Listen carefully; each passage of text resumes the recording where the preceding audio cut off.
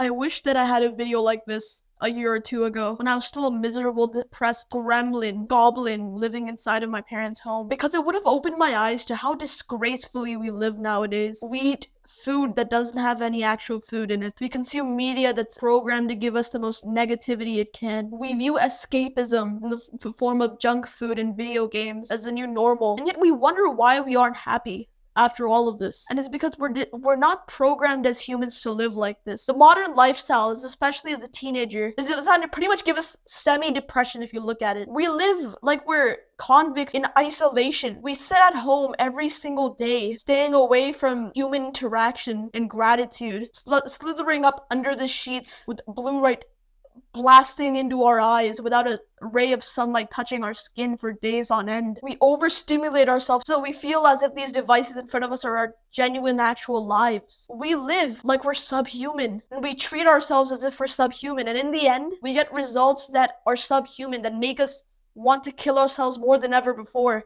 Suicide rates are higher than ever because we simply aren't taught how to be happy. School's a waste in this sense, honestly. School, in my opinion, should stop teaching us how the indigenous people wore their underwear and more about how they actually be happy. But in this video, I aim to give you 3 actionable habits and steps that'll take you from where you are right now to a person who's happy, genuinely. The techniques I've used have drastically altered the way I live and the way I perceive the world, and actually sustain lives that bring meaning to us. Now, the first thing I want to do, just close your eyes for this wholesome visualization. I want you to imagine your mother in the places where she's most commonly at.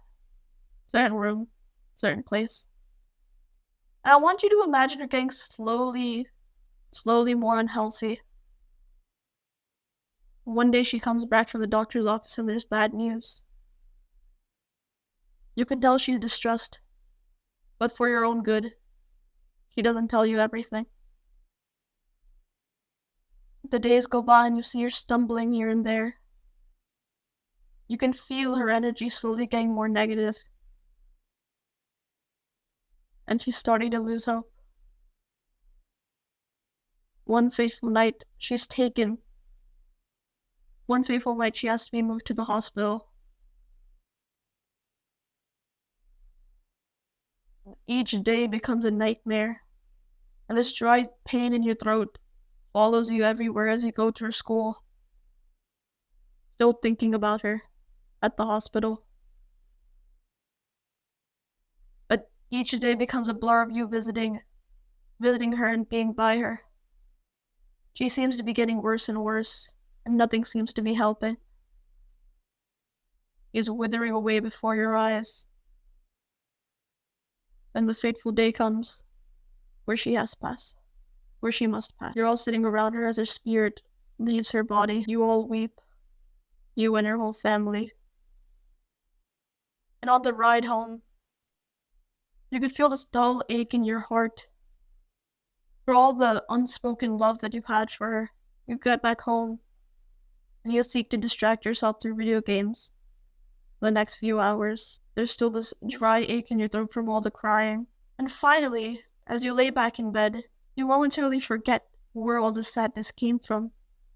Before it hits you, she is gone. Open your eyes now. There were tears in my eyes when I first thought this. This is a practice known as death meditation. It's pretty much where you dwell upon something negative happening, thinking as if it's real, and then you wake up, you open your eyes, and you realize it's all a dream, that it's all an imagination. And I want you to take this sort of hollow feeling within you and dwell upon it. The reason you worry so much about all these pointless things, you get angry at your parents, the people who've supported you so much, the people who you love so dearly. But I'd like you to actually imagine what it would be like to lose them. And as soon as you do this, I'm guaranteeing you, it feels like shit. You should feel so bad about yourself because you've went through all your days with your mother preparing 3 meals for you every single day without even saying thank you, without even acknowledging it. Your father comes back from work every single day to provide for you and your family for the past 20 years.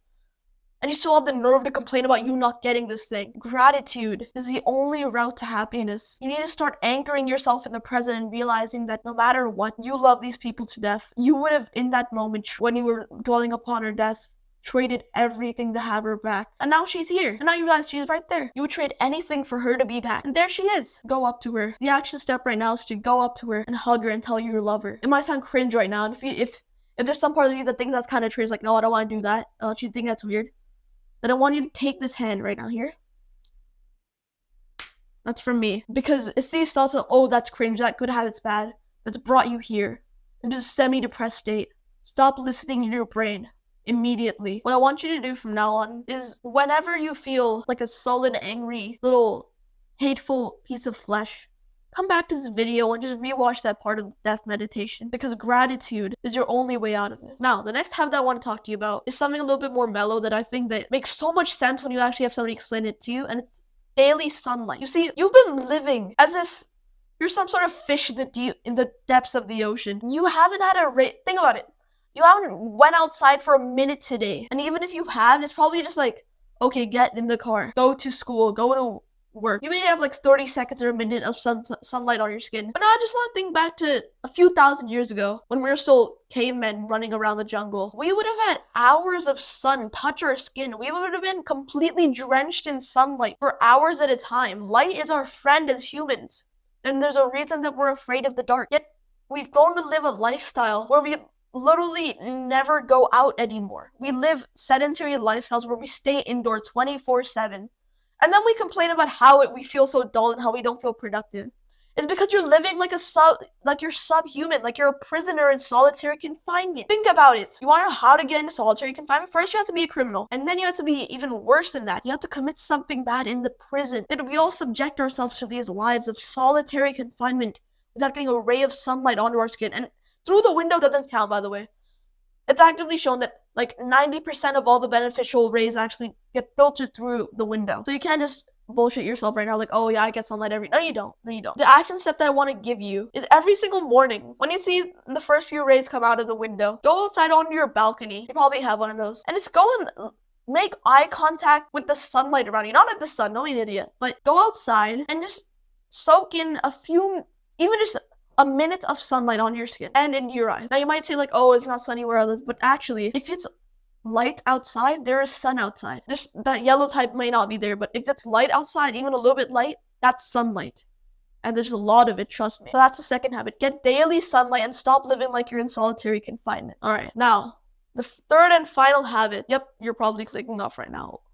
Because guess what? You've been programmed from birth to love these services. You can't live a day without TikTok. You can't live a day without Minecraft. You can't live a day without junk food. You can't go a week without any of this stuff. Why? Just ask yourself this right now. Why? Because when I asked myself this, I realized that I am so addicted. Because when I look back, that burning feeling whenever somebody said like, oh, get off the phone, that's not me. I never went out of the womb and thought, oh, I'm gonna play 10 hours of video games a day. It's the addictions that have been programmed into me from birth. When you're always looking for an escape from life, that's a symptom that you think that your life is garbage. And why is your life garbage? Because you don't exist in it. You exist in Genshin Impact, slaying that dragon, but you don't exist in real life. Your whole focus is invested into your computer. And then you wonder, why is my life so bad? It's because you've invested literally nothing into it. As soon as you start putting good inputs into life, because an input is what determines an output. If you input 5 kilograms of junk food into your body, the output is going to be an extra layer of fat around you. It's just common sense. So you have to start making good inputs. And the first way to do that is to start easing the stimulation that you put on yourself. Because once you start consuming the right things, your body's going to produce right things for you as well. That's a whole new topic on its own right, but I'll get to that in a little bit more detail. But for now, I just want you to dwell on the fact that you couldn't go a week without video games. Your mind is fighting right now that you couldn't go a week without video games. Just dwell on this for a minute. Like, think about it. Because again, you were never born with this desire to be on video games. It's been programmed in you. If you enjoyed this video, head down and click the subscribe button so that you get more videos just like this put on your recommended page. Other than that, see you soon.